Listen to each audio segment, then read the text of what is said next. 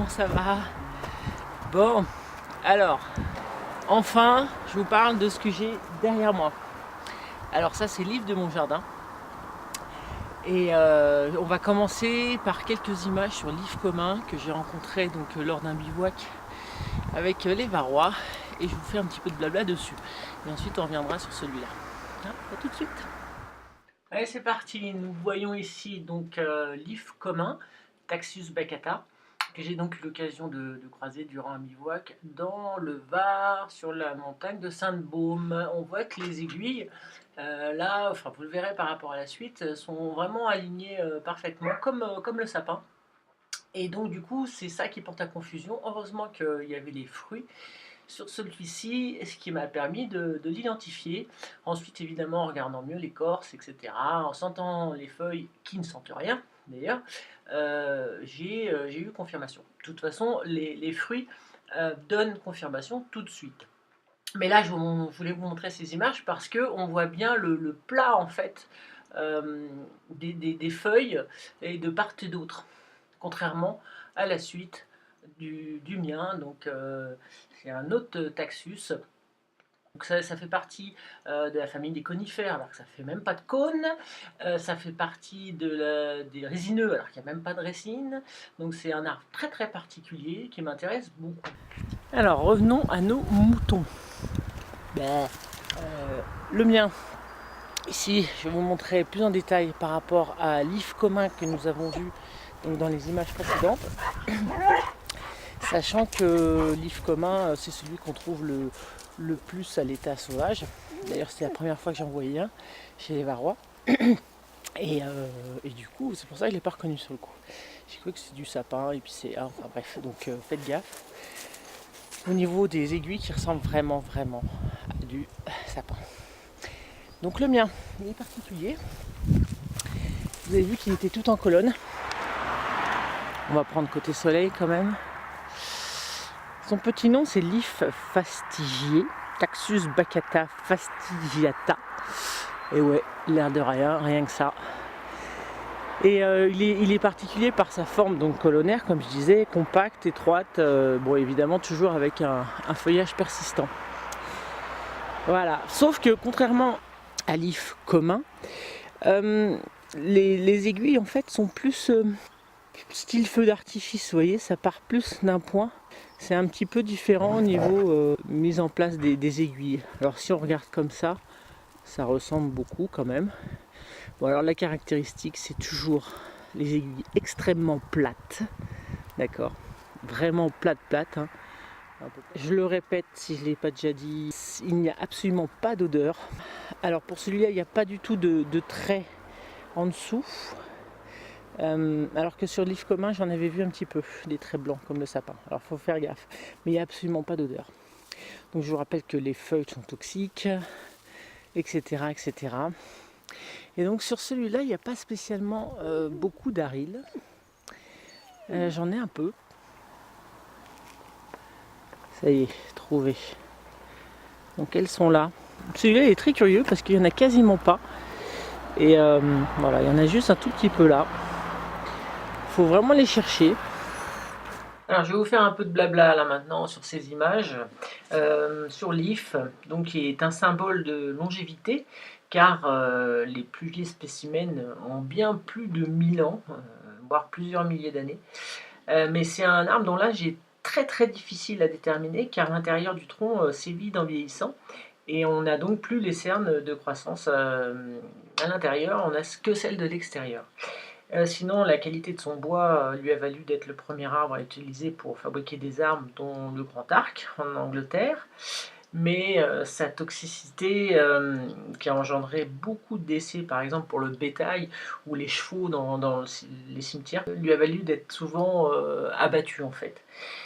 Il connaît pourtant de nouveau un grand succès de nos jours par rapport à une molécule contenue dans son écorce et qui tue les cellules cancéreuses. Alors là, je vais prendre le fruit le plus mûr et je vais le manger.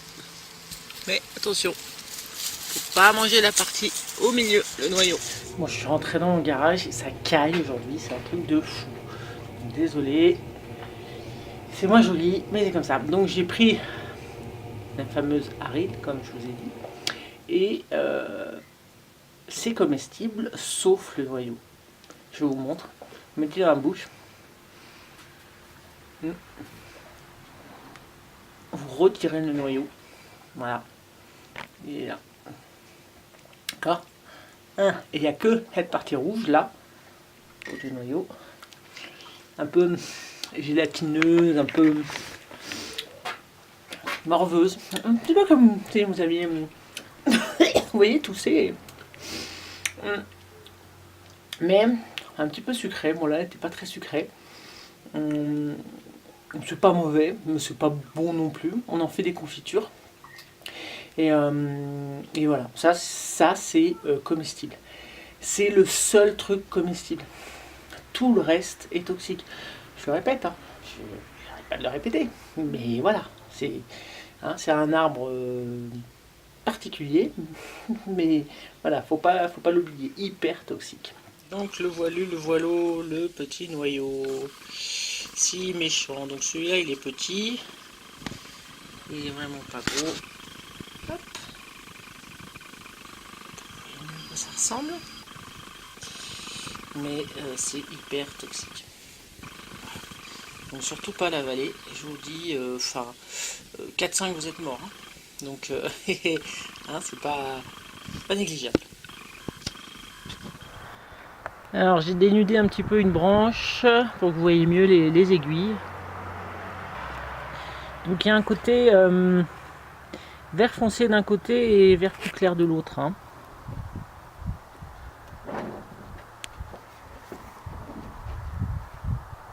Voilà, d'accord. Et c'est vraiment super plat.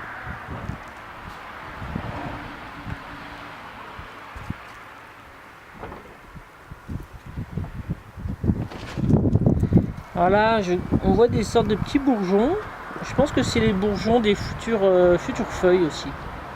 Je pense. A priori, de ce que je me suis un peu renseigné. Et c'est ça. Là, on peut deviner, je pense, le reste des anciennes fleurs mâles qui ont fécondé donc les fleurs femelles. Voilà, si on regarde par terre, au sol, on les voit encore là. C'est ces petits trucs là. Voilà. Donc ça, c'est au printemps qu'on les voit le mieux. Alors ici, j'ai un bosquet encore, qu'on va aller voir de plus près. Ce sont des ifs aussi, juste là. Et il y a un petit peu plus de fruits. Alors, donc c'est juste derrière ma grille. Hein. Voilà. Avec mon if ici. Alors on voit les futurs fruits ici. Voilà tout ça. Alors ça va peut-être venir après. Et voilà, là on voit mieux du coup le tronc. Avec une écorce. Juste à côté. Qui a tendance à peler là. On reconnaît bien comme ça aussi. Donc les aiguilles sont très souples. Très souple, ça pique pas. Donc là, en gros, oui, les futurs fruits, ils sont en formation.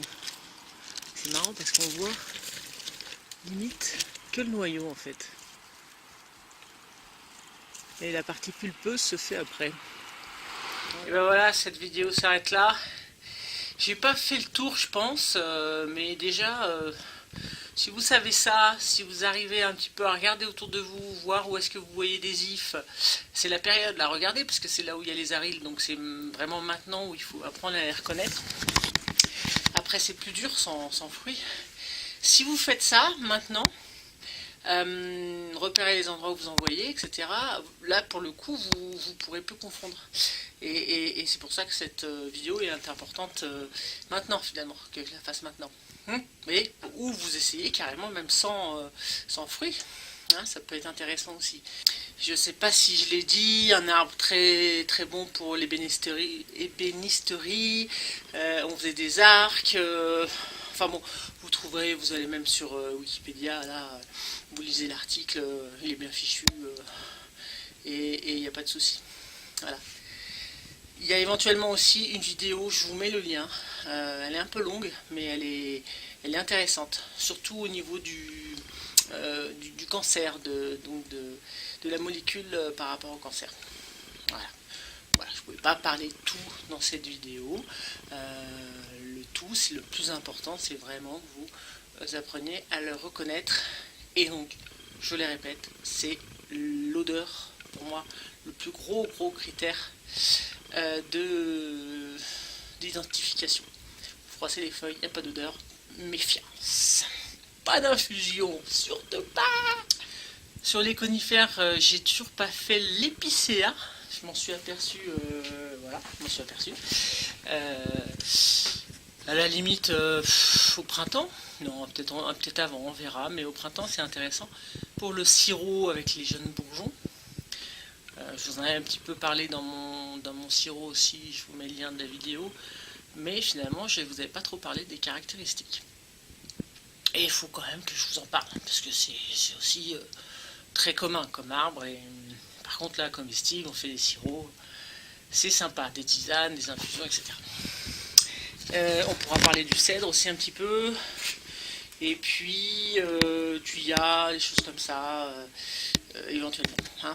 Comme ça vous fait déjà un panel intéressant par rapport au pin sylvestre et puis au pin noir et au sapin dont j'ai déjà parlé dans des vidéos précédentes, mélèzes aussi. Comment ça faire, hein? Voilà. Allez, je vous dis à bientôt. Bisous, bisous.